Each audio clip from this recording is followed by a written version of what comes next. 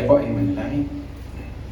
Our dear Heavenly Father, salamat po na ikaw ay Creator, ikaw ay aming Father that we can call anytime. Salamat po na pwede kang tawaging Ama ng inyong mga anak. Natawag po namin kayong Ama at hinihilingan ng patuloy na paggabay sa inyong mga anak sa umaga nito. Salamat po. Even our elder Amado at Ate Rose na dating maluwalhati din sa amin. Simbahan mula sa Iloilo. Salamat, Panginoon. Pag-ingat mo sa kanila. Salamat din, Panginoon, for the time na meron ang Briones as a couple. Thank you rin sa mga kapatiran ngayon na nakadalo at umaasa sa iyo, humihingi ng tulong sa inyo at humihingi ng gabay sa inyo sa kanilang mga buhay. Pagpalain niyo po sila at samahan sa kanilang mga desires, dreams and requests sa kanilang mga buhay. Ang banal mo Espiritu ang patuloy naming hinihiling na magkakalob sa aming puso ng joy to listen,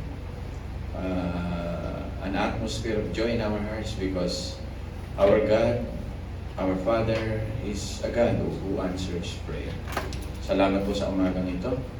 Ease our mind, ease all our troubles, at nawa, Panginoon, ay patuloy naming makita that the higher power, the spiritual life, the reality of the so-called spiritual realm, katotohanang umiinog na pinakamataas na realm ay ang spiritual, ay ang katotohanan ito ay ini-enjoy namin sa umaga nito.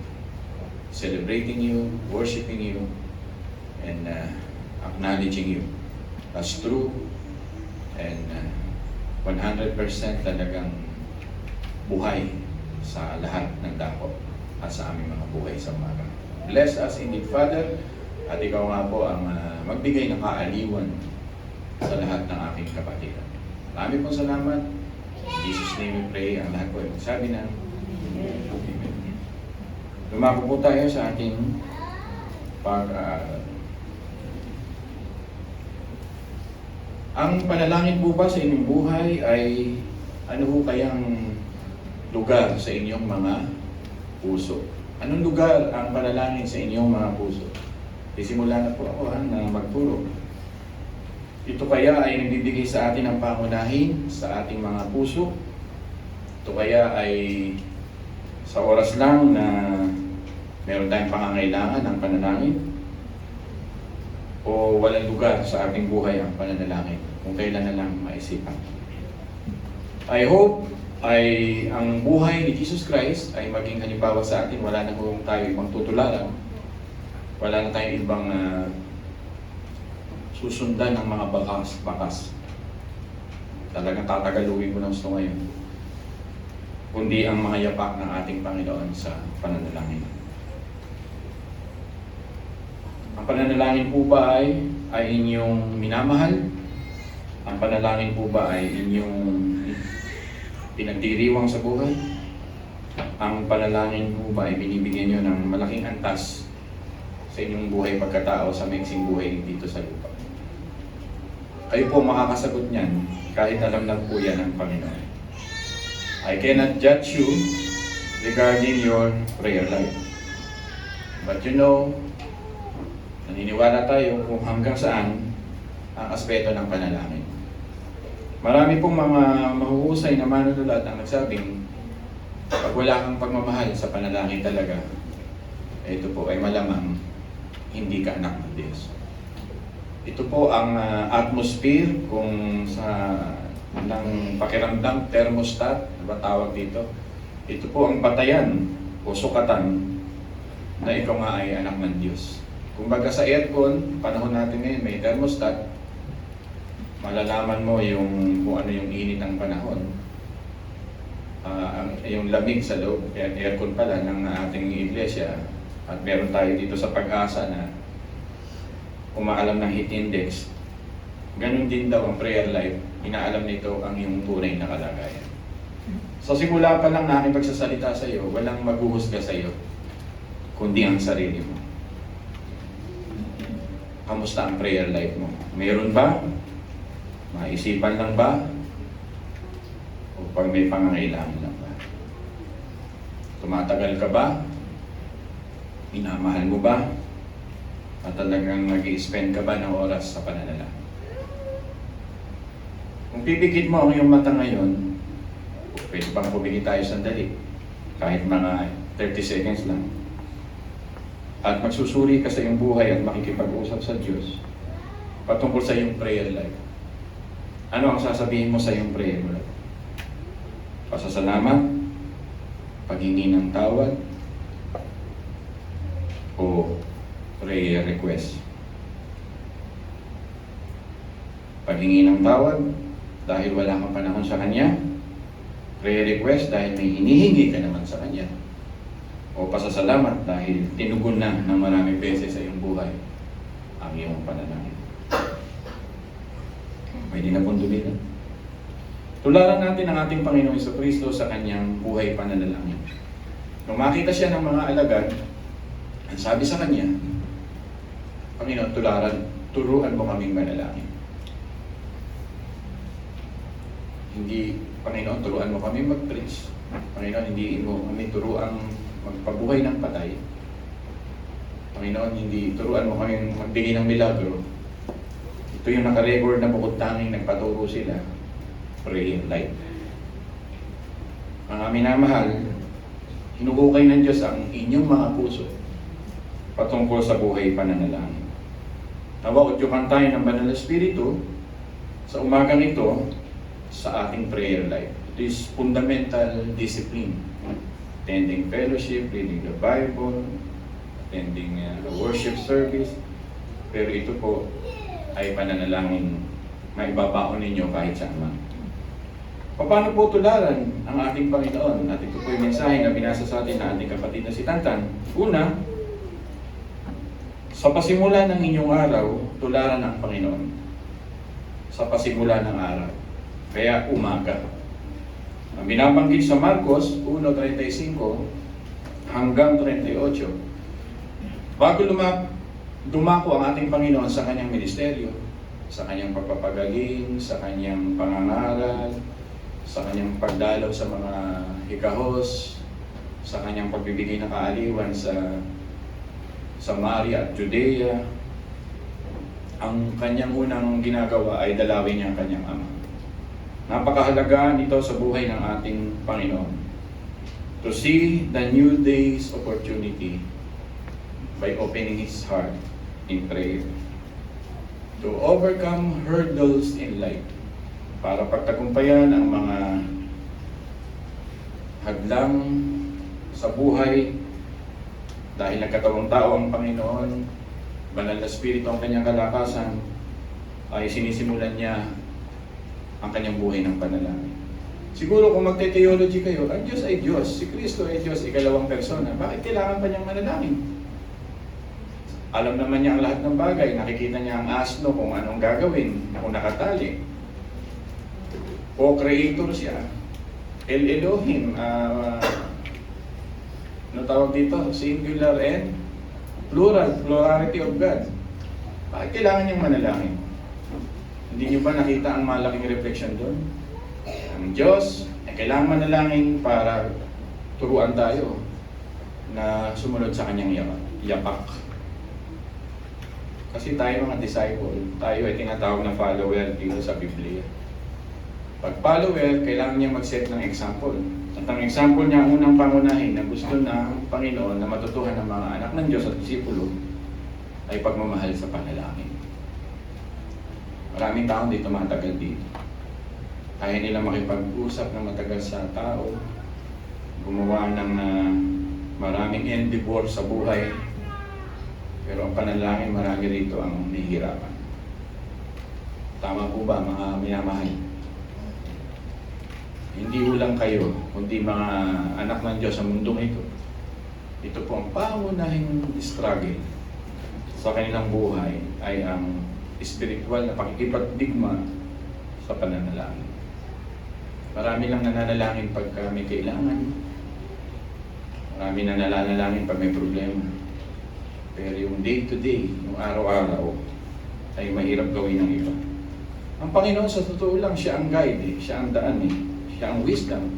Pero bakit siya nananalangin para humingi pa sa kanyang Ama ng wisdom and guidance? Sapagkat tinuturuan niya tayo maging halimbawa. Ito ang evident o nakikitang tangi sa ating Panginoon. Sa prayer niya ay early and ready. Sabihin niyo nga, early and ready. He start his day by praying. Meron siyang habit life. Lifestyle niya ang prayer life. Mapapahiya tayo pag gising mo sa umaga, mainit na ang ulo mo. Mapapahiya tayo pag gising mo sa umaga, naliligo ka na, mag-breakfast ka na, pupunta ka na sa trabaho, sa eskwelahan, at sa iba't ibang dako ng iyong ginagawa. Gusto mo maging follower ni Jesus Christ, desire in your heart. Panginoon, gusto ko po rin magkaroon ng habit na nananalangin po sa iyo. Prayer ko rin yan sa inyo, mga minamahal. Simulan mo, magsimula ka bukas o kahit mamayang gabi. Start your day with the Father. Hindi ka ng tawag ngayon dahil maraming tao talagang iniintindi ang trabaho, iniintindi ang school, iniintindi ang negosyo, meron na kayo. Why not intindihin mo muna ang iyong kaluluwa upang umarap sa ating Panginoon. Imaginein mo, we watch TV all night, diba? We took our sleep all night. Tapos mag-i-start ka ng day mo na walang prayer life, uulitin mo na naman yun pagdating ng hapon o gabi.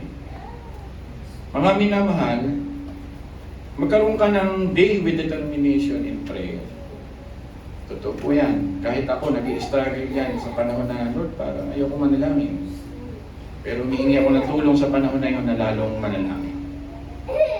Alam niyo po ba sa panahon na hindi ako makapanalangin, kahit pastor na nag-i-struggle, ay doon ako pumipikit at tumatawag sa Diyos, Lord, tulungan mo akong manalangin at hindi ko alam kung ipapanalangin ko sa araw na ito. At ang Banal na Espiritu ang magbubukas sa ating puso at isip kung ano ang ating papanalangin. Mga minamahal, napakarami po nating papanalangin. Pwedeng panalangin ng ating pamilya, panalangin ng ating iglesia, panalangin ng ating mga kaeskwela, panalangin ng kaluluwa ng ating mga mahal sa buhay at mga kaibigan. Panalangin ng inyong darating na kinabukasan, napakadami. At ipanalangin ng inyong sarili. Para sa ating Panginoon Jesucristo, ito ang pinakamahalaga sa kanyang buhay. Para sa ating Panginoon Jesucristo, sa kanyang personal na pakikipag-intimate sa Diyos, ito ang pinakamahalaga sa kanya, ang kanyang prayer life. As I said, siya po ay anak ng Diyos. Pero alam niya magsimula sa kanyang araw. Kapiling ang kanyang ama. Para magtagumpay siya sa kanyang araw, mga minamahal, to begin the day, he start with prayer. Amen po ba doon, mga minamahal?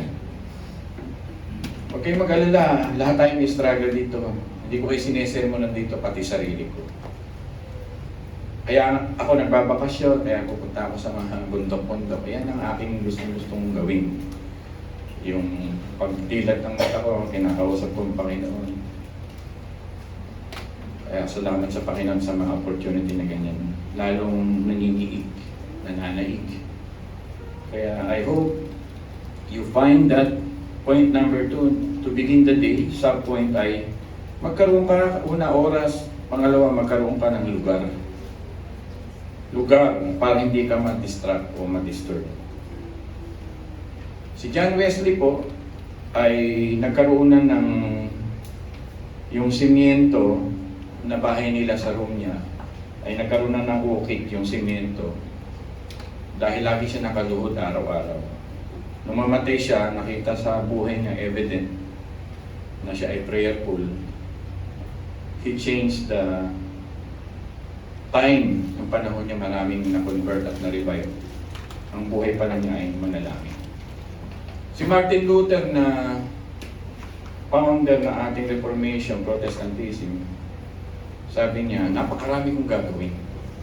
Sabi, napakarami kong gagawin bilang theologian, mangangaral, at bilang isang pastor, priest, pastor, at higit sa lahat, commentator, by doing commentaries, na hindi ko pwedeng pabayaan ang aking sarili na manalangin ng 3 oras. Sa dami ng kanyang ginagawa, habang dumadami, si Martin Luther ay nagdadagdag ng oras sa kanyang panalangin. Sabi ko, Lord, hindi ko kaya yun. Habang dumadami ang kanyang gagawin, magdadagdag siya ng oras na mas marami siyang manalangin. Ang likas sa mga tao, pag maraming gagawin, walang oras sa panalangin. Pero may mga tao pala sa una nating mga magulang, sa dami ng gagawin, na katulad ng ating Panginoon sa Kristo, lalong nagdadagdag sa dami ng panalangin. Pastor, relevant ba ang sermon mo sa panahon namin ngayon? Opo. Ang panahon natin ngayon ay may urgency, nag-aapura ang mga tao, gustong gawin ang lahat ng bagay, lahat ng impormasyon gustong ipasok sa isip. Baka mamaya kahit nasa loob na kayo ng simbahan, ang utak niyo wala naman talaga sa Panginoon dito sa gagawin. Sa dami yung iniintindi. Kaya gusto ng Panginoon, the more that we ask for prayer. Amen po ba ito? Pastor, maganda pong goal yan. Goal ko din yun. At maging goal nyo rin sana. Si Martin Luther na yun. May oras siya sa Diyos. Binibigyan na ng halaga ang Diyos. Pastor, bakit kailangan ka magsalita ng ganito? Sa huling buhay mo, pag nakahiga ka na sa karamdaman, pag matanda ka na, ako tumatanda, totoo, nararamdaman ko yan. Nagdadrive ako simula Baguio na uuwi na. Nag-heavy breakfast ako ng 7:30. Hindi na ako yung 11:30 na nasa daan na ako. Punta na akong malapit na sa Bulacan. Nakakaramdam ako ng pagkaduling. Duduling ako. Ibig sabihin lang gutom. Pero talagang nakita ko na epektibo ang panalangin. At dapat ingatan din ang katawan. Kaya nang lagi ako may katabing fuel na pagkain. Kain na. Ang buhay natin ganun din pagka hindi ka nanalangin. Hindi talaga tayo makaka-fuel sa buhay. People of God, kayo, kung maging successful na kayo sa mga buhay sa labas, sa inyong mga trabaho, gusto ng Diyos maging powerful kayo lalo. Gusto ng Panginoon na laging mas epektibo kayo lalo. Gusto lalo ng Panginoon na nagsashine kayo lalo. Ito yung goal ko, kaya nagme-mensahe ko sa inyo. Kaya simulan mo yung panalangin para makita ng mga mundong ito, iba pa bilang mananampalataya. May fuel ka. May energy ka. At sa lugar, maghanap ka ng lugar. Napakahalaga na may lugar ka sa iyong room, sa isang sulok, sa isang corner.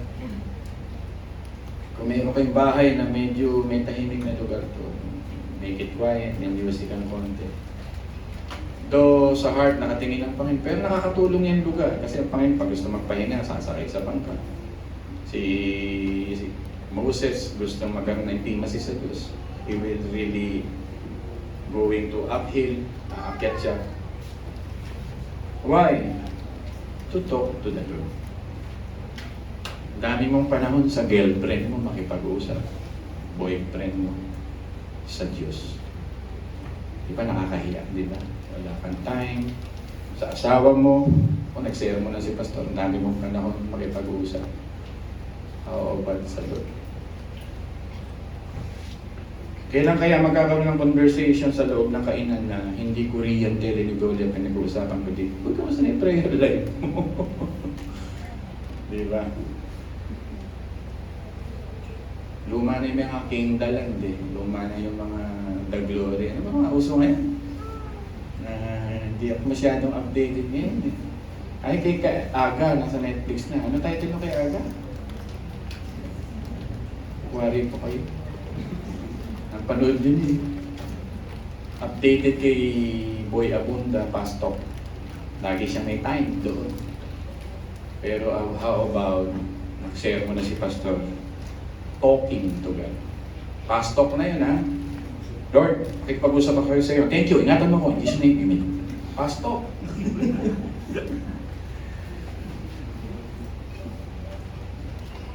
Kailan kaya magkakaroon ng coffee shop na ang pinag-uusapan hindi buhay ng may buhay, kundi buhay panalangin at buhay spiritual? Pastor, bakit mahalaga yung binabanggit mo? Kasi holy place po yun. Sa isang corner ng bahay mo. Pastor, wala nga ako kaming corner eh. Wala nga akong time manalangin, corner pa. Kaya nga, iniingganya kita. Imagine mo, makita ka ng mga anak mo bilang ama, nakayuko ka sa umaga. Anong inspirasyon ang tinuturo mo sa iyong mga anak? Makita yung nanay, Mother's Month ngayon, na nakayuko at nananalangin. Ano kaya ang implikasyon nun sa mga anak? Di ba, we have so much time to bulyaw our kids. Di ba, to reprimand them. Why not go to a place quiet and all of the problems ay ibigay natin sa Panginoon? Time to talk and time to ask direction of life. Yan po yung lugar. Sabi nga ng isang reformer, mga 18th century, we have so much accomplishment in our knees. We have so much accomplishment in our knees. Ibig sabihin, marami raw tagumpay talaga sa revival, sa kaluluwa ng isang tao, pag tayo ay nananalangin. Gusto mo bang maging successful? Yan ang tanong ko sa inyo. Amen ba doon? Amen. Gusto mo bang matupad ang lahat ng pangarap mo? Amen ba doon? Amen. Patatlo. Gusto mo bang mabili yung mga bagay na talagang dinidesire naman ng puso mo sa ikatutulong ng pamilya mo? Amen ba doon? Amen. Lumakas doon. Okay lang yun. Sabi nga Psalm 37 verse 4, the desire of your heart. Hindi naman tayo yung extreme na ang Diyos na ang may mga bagay na pinuprovide ng Diyos physically and spiritually. We can ask sa Diyos. Love that little corner of your bahay. Pastor, anong payo mo? Mag-iayos ko yung Amada, may corner doon sa taas, sa kanyang terrace. Kayo, gumawa kayo ng corner, simula ngayon ng family nyo, dito tayo mananalangin. Maglagay kayo ng mini chapel. Kaya kung magpapagawa kayo ng bahay, may mini prayer room, ang tawag ko dyan. Make some conversion sa loob ng bahay nyo. Alisin nyo itapon nyo yung lamesa ninyo. Ay, wag. Maglagay ka ng corner doon na mananalangin. May upuan ka, may Bible doon, may ilaw, may electric. Maasahan ko po ba kayo? Oy, nakikinig po ba kayo? Minsan kailangan lang ng ganun para ma-push kang manalangin. Buy a study table, a chair, lamp, at magsimula ka doon. Umalis ka muna sa kama. Talaga mas maganda hindi sa kama. Baka yung amen mo ay sa gabi, kinabukasan na. In Jesus, kinabukasan na. Kasama ako dyan, kaya nag-preach ako sa inyo. May mga tao kasi hindi na talaga nananalangin. Kasi they theologize ka to. Alam naman ng Diyos ang lahat. Mananalangin pa. Alam ng Diyos ang pagdadaan ako bukas. Diba Kuya Amado? Kaya sinishare mo sa akin, ting alas 4, gising na siya, hindi sila kakatulog. Welcome to the club. Ako ay 4:30 gising na, bago magluto. Hindi na ho talaga ako nagigising ng 6 o'clock. Laging 4, 4:30, 3:30. Kasi kung matulog ako ngayon, 8:30, 9. Kasi nagkakaedad, napansin ko mas maganda yung katawan ko pag maagang matulog. Nawala yung stress ko. Kaya pagdadrive ko, simula dito hanggang sa bagay, ay harvest yung magandang tulog, magandang kain. Hindi ako nagpagod. Sabi ko, praise God. Basta yung puyat, ang lakas makasira ng katawan. Basta ba't ka na pumunta doon? Kasi if we take care of our physical body, why not take care of your soul? Make a habit of prayer. that wonderful private place. Amen ba doon? Kayo mag-asawa, magkahawa kayo ng kamay, lumuluha kayo dahil may problema mga anak niyo, kalusugan. Minsan, hinahawakan ko nila yung kamay ni Candice manalangin tayo. Minsan, tinataas ko pa yung ulo niya eh. Minsan, siguro nagugulat siya eh. Bigyan mo siya ng magandang kalusugan, makikita ko yung araw na masigla siya. Struggle kasi namin yung health araw-araw eh. Buti nga binigyan ako ng Diyos ng mata na parang may indicator na pagpagod ako, nakikita ko sa mata ko parang may kulang ako sa katawan. Then nagpe-pray ako. Redis na naman ang mata ko, nagpe-pray ako. Kaya salamat sa Diyos, all things work together. That place is a holy place. It's a place that you can weep. It's a place that God and you can meet together. Sa inyo, nayayaman at yayaman pa. Huwag niyong kalimutan ang sinasabi ni Pastor na maglagay na ng isang lugar sa iyong corner ng bahay pananalanginan. Napakahalaga ng bahay pananalanginan kay Kristo. Handa siyang magalit doon sa bahay ng kanyang tatay na naging tindahan. At ang salita niya, dahil sa kanyang matinding galit, ito ay bahay ng aking. Ano ba ginagawa ng mga tao doon? They busy in the world. Politically, economically, doon ang lahat ng trabaho, socially, yun ang ginagawa nila. Nirebuke sila ng Panginoon, bahay panalanginan ito. Kaya napakasarap. Dito sa Mark chapter 1, di ko pa nababanggit yung ilang siya ay yumuko sa ground. He fell down in the ground. Alam ng Panginoon kung sino yung kausap niya. Kung tayo nga, hindi nga nakakaluhod, nakaupo na lang. Pero ang ibig sabihin nito, nagbabaw ang Panginoon sa kanyang ama. Anak siya. Pinapakita natin sa Panginoon yung attitude sa pananalangin. Yung humility sa pananalangin, yung respeto sa pananalangin. Sabi ko nga sa inyo, kung may respeto kayo sa church, sa iglesia, nilagay ko sa online yan. You are excited to attend early. Priority mo kasi ang Diyos. Talagang buong churches yata sa Pilipinas, yung excitement nawawala pa sa Diyos na kasi physical world. Maraming katwiran. Pero ang Panginoon ay early, ready, and full of humility. And I hope sana maraming ganitong maging sa atin habang tumatanda. Mahalaga sa Kanya ang will ng Kanyang Ama, the most important to be done. Kaya sila nagfo-falling down, failing down sa God. Ang mga alagad, pag nakikita niyo yung picture, madalas dun sa mga images na nasa YouTube, nasa Google, nakaluhod si Kristo. Pero pag pinag-aralan niyo ang Hudyo at ang tinuro ng Panginoon, marami silang panalangin na nakadapa at ang ulo ay nakasubsob sa lupa. Ganun po panalangin ng marubdob na anak ng Diyos. Tatay mo yun, pero hindi mo yung sinasantabi, Diyos yun. Nagawa niyo na ba yun? Naka-fell down? Pwede niyo gawin. Simulan, bumili ka ng mat. O kaya sa kama mo, pag nag-iisa ka and intensely, iiyak mo sa Diyos ang dapat mong iiyak. Hingin mo sa Diyos ang dapat mong iiyak. At hindi ka papabayaan ng Diyos. Maniwala ka, sasagot at sasagot ang Diyos. Anakan niya eh. Ayan ang gusto ko sa Diyos, hindi talaga nambibigo ng kanyang mga anak. Hindi totoo na ang Diyos ay laging galit. Yan na, nasa side na ako. Ang Diyos ay umiibig. Kung nagbibigay nga ang isang masamang ama ng mabuting bagay sa kanyang mga anak at hindi niya binibigyan ng alakdan pag humihingi ng itlog, gaano pa kaya ang tatay mo sa langit?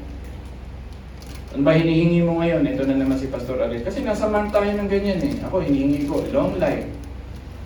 Lagi ko sinasana, pinopronounce ko sa pulpit yung ito.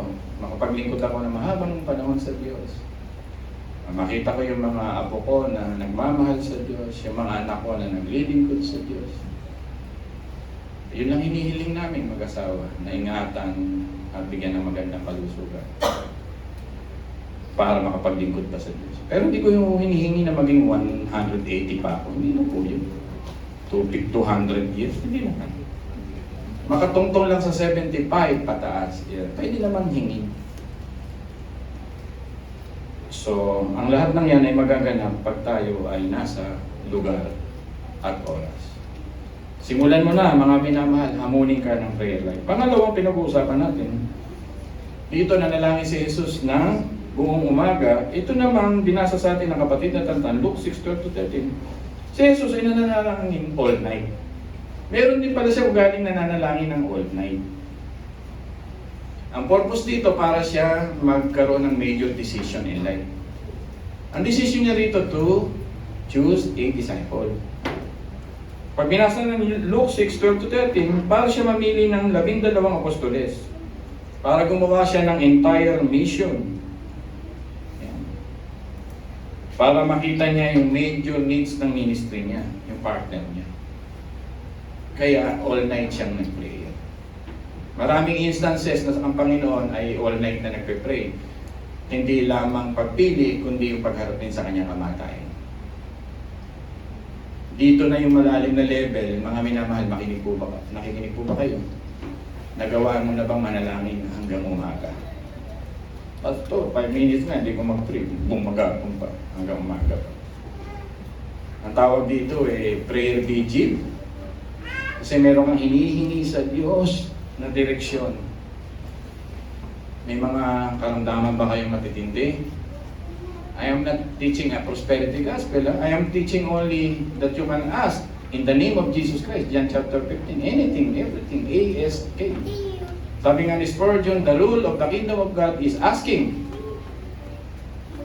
Nawawala ka ba ng pag-asa ngayon kasi may sakit ka? Nawawala ka ba ng pag-asa ngayon parang nabibigo ka sa isang senaryo ng buhay mo?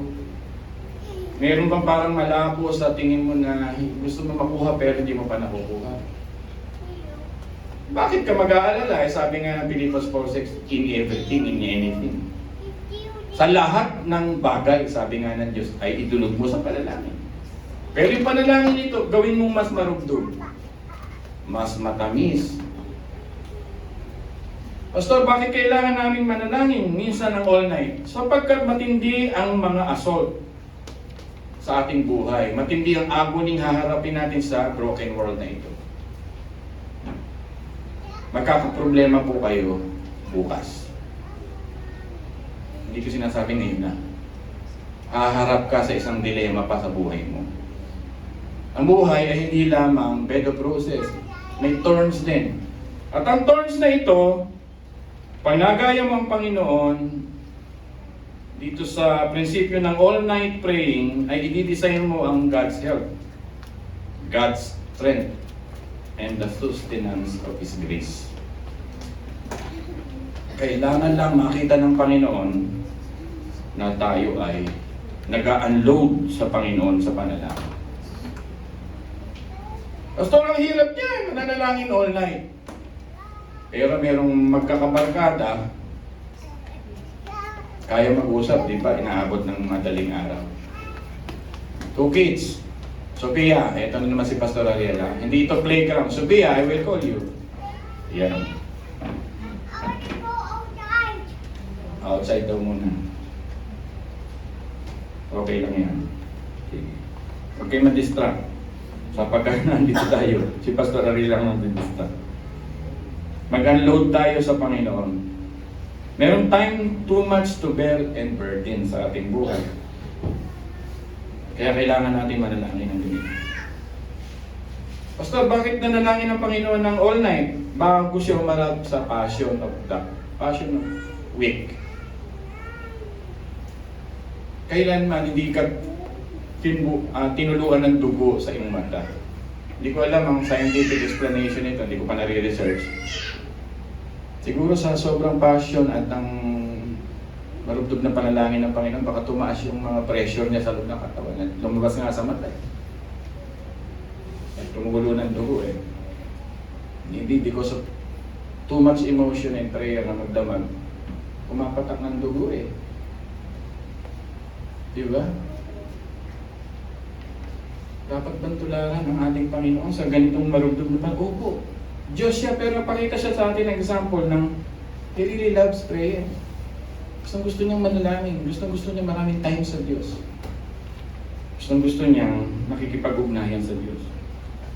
Siya ay nanatiling tapat sa Diyos sa mga panahon na masakit, hurting time. Sapagkat kailangan niya rin ng kalakasan. Kailangan niya rin ng kaaliwan. Nakatulad mo na dumaranas din ng problema.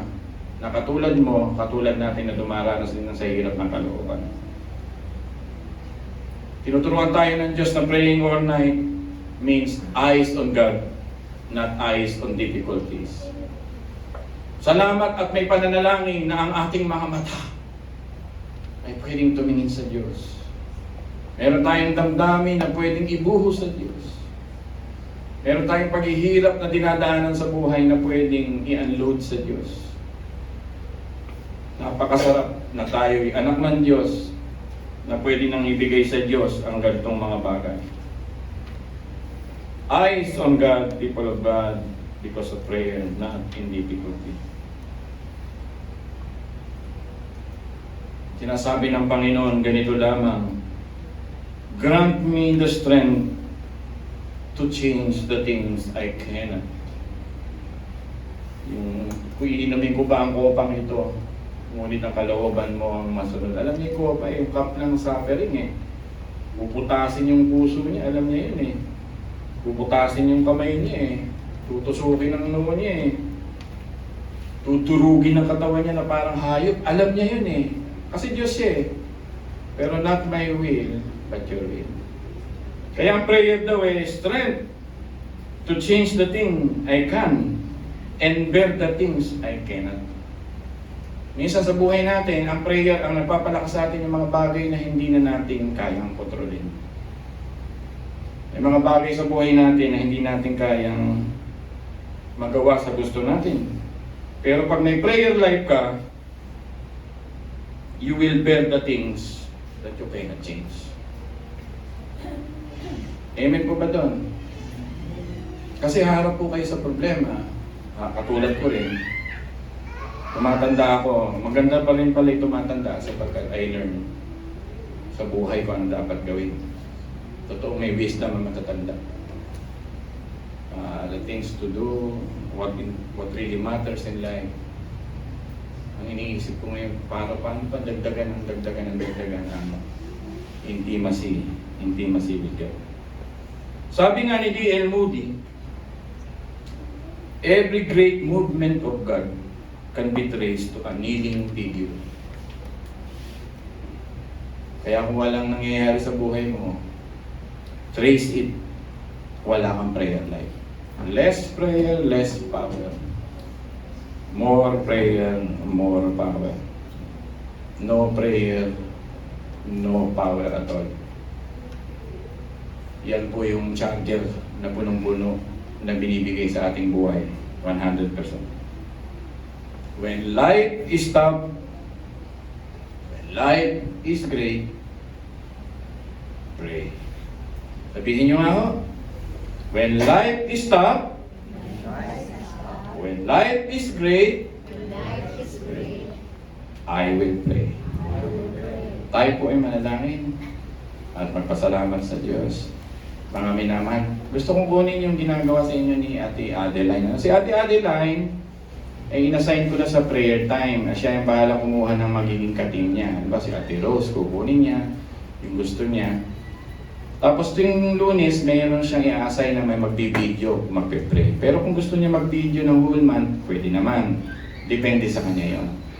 Kasi siya inassign ko sa prayer ministry natin. Alam niyo, may mga needs tayo sa buhay. Tama po ba? Tulungan niyo si Ate Adeline dyan. Hindi niya kakayanin din yan sa prayer.